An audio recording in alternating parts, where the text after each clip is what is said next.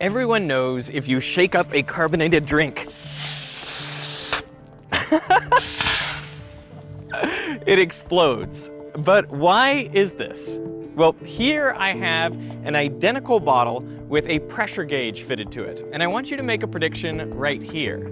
If I shake up this bottle, will the pressure increase, decrease, or remain the same? And while you're thinking about that, let me tell you this video is sponsored by Squarespace, the all-in-one platform for building your online presence. More about Squarespace at the end of the show. Okay, I hope you've made your prediction and registered it in the poll up here. This bottle has been sitting stationary for a few days at room temperature. You can see the pressure reading is about 3 atmospheres, 330 kilopascals. And I'm going to shake it up and see what happens. Ready? In 3, 2, 1. And the pressure is still the same. And you might suspect that, well, maybe this bottle is all out of gas. Maybe it wouldn't explode on me, so just to make sure. Yep, it would go. So it's not an increase in pressure that causes a bottle to explode like that. So why is it? Well, you shouldn't feel bad if you predicted that the pressure would increase, because in fact that explanation was published in New Scientist in 1986, leading many other scientists to come forward saying that is not the real explanation. So we will find out what it is after we explore the second perplexing physics problem. Consider this. If you put identical ice cubes in a cup of fresh water and a cup of salt water, which ice cube will melt first? Again, you can register your prediction by answering the poll here. Now, as you're thinking about that, I want to show you the setup. Okay, so here I have regular fresh water. Just going to fill up each cup. Then I'm going to add about a tablespoon of salt into this cup on the right. Now, if you know a bit about chemistry, you may recognize that adding sodium chloride to water actually takes energy, and so it lowers the temperature of this solution by a little bit. So I've got a thermometer just to check, and I'm going to let this solution sit here for a while so that it comes back up to room temperature. Okay, have you made your prediction? Let's put these ice cubes in 3, 2, 1, and they're off. Watching ice cubes melt. Isn't this entertaining YouTube? It has only been about a minute, but already I can tell that the ice cube in the fresh water is melting faster than the ice cube in the salt water. How does that make any sense? I mean, we put salt on the roads to melt ice faster. So why isn't this ice cube melting as fast as the one in fresh water? Well, that is what I'm going to explain. But first, let's go to the third perplexing physics problem. Okay, here I have a metal ring and a closed loop of chain. And I'm going to do this all in one take so you know that I'm not playing any tricks. So what I'm going to do is dangle the chain and then hold the ring over it, like so, and then I'm going to drop the ring. And exactly what you expect happens. The ring just falls off this chain, and of course, how could anything else possibly happen? Because, well, it's a closed loop of chain and a closed ring. But if you think about it really hard, you can get the ring to stick on the chain. Have a look at that. So how does this work? Well, I think we're going to have to go to some slow-mo footage to really see what's going on.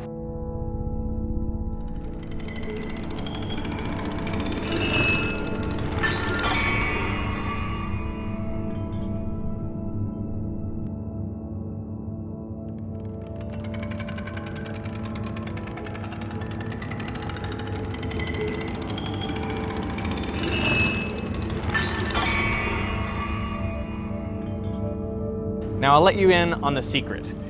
When you want the ring to stick on the chain, the key is to let it go on one side before the other side. So I'm going to let it go with my thumb first, and it'll just sort of slide off my finger.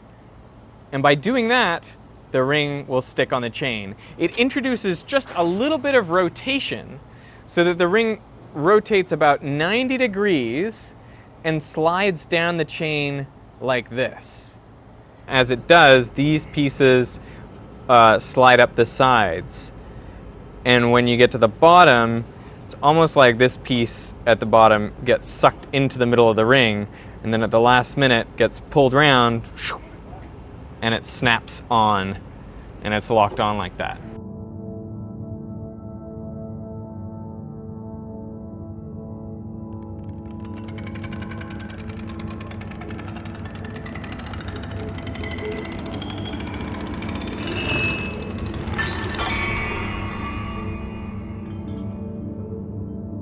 So that's how you can get a ring locked onto a closed loop of chain. So back to problem number 2. Why is the ice cube in fresh water melting faster than the one in salt water? Well, I think we can get a better view of this if I add a little bit of food coloring right on top of the ice cube. Because the water coming off that ice cube is cold, it's more dense than the surrounding fresh water, and so it descends in the glass, and that brings more warm fresh water up to meet the ice cube, melting it faster. Whereas on the other hand, in the salt water, as the ice cube melts, that fresh water is actually less dense than the salt water around it. And so it stays, that cold water that just melted off the ice cube stays around the ice cube, in effect insulating it from the warmer salt water around it. Okay, that seems like a very plausible explanation and maybe a convincing demonstration, but in the edit, me from the future, I decided that, maybe this wasn't the best way to explain this because, well, you're just dropping food coloring in there, and maybe food coloring would just float on the surface of salt water anyway and sink in fresh water, so not a good demonstration. So a better demonstration, I thought, might be if we used colored ice cubes to begin with. Okay, I know there's a lot of food coloring in there and that makes things kind of hard to see, but I think you can clearly see the currents of cold water streaming down to the bottom of the cup in the freshwater side and not in the saltwater side. So I think this does clearly show what I was saying. The cool water that comes off the ice cube doesn't go down deep into the cup. Over here you can see that's what's happened. So why do shaken carbonated drinks explode? Well, first let's explain why the pressure doesn't increase in the headspace when you shake it up. This is because of equilibrium. When you pick up a bottle of soda in the grocery store, it's been sitting there for a few days. So the dissolved gas, the dissolved CO2 in the liquid, is at equilibrium with the gas up here in the headspace. And that equilibrium only depends on the temperature and the pressure of gas in the headspace. So no amount of shaking is going to change the pressure up here. For most soda bottles these days, that pressure is about 3 atmospheres. Now, you can actually hear those 3 atmospheres of pressure get released when I open the bottle. But of course that's not messy because it's just gas coming out the top. There's no liquid. But now the liquid is no longer in equilibrium. I mean, it used to be under 3 atmospheres of pressure and now it's just under 1 atmosphere, ambient pressure.